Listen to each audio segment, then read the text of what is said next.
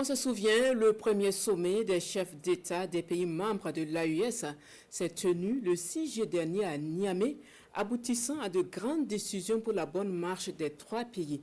Eh bien, à Ouagadougou, le ministre en charge des Affaires étrangères fait le point de conclusion aux chefs des missions diplomatiques et consulaires, l'essentiel des échanges avec Sylla Ouattara et Sékou Zongo.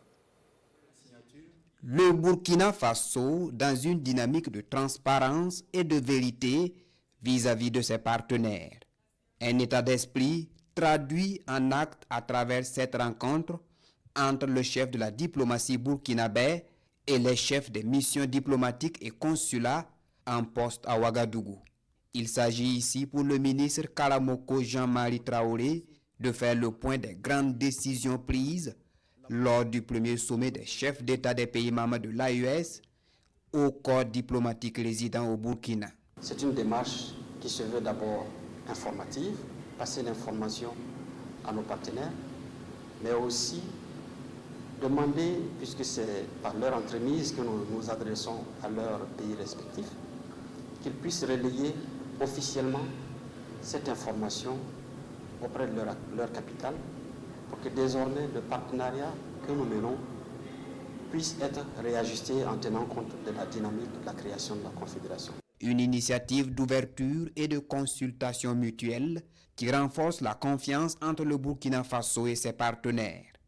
Des partenaires disposés à interagir pour la paix au Sahel. La sous-région a connu des évolutions. C'est sûr que c'est dans le cadre du dialogue de maintien de consultation qu'on peut vraiment avoir des informations, comme l'a si bien dit son Excellence, des informations de première main, des informations qui vont nous donner toute la mesure de ce dernier développement de la sous-région, notamment bien sûr le dernier sommet qui a eu lieu à Niamey, qui a permis de créer la Confédération AES.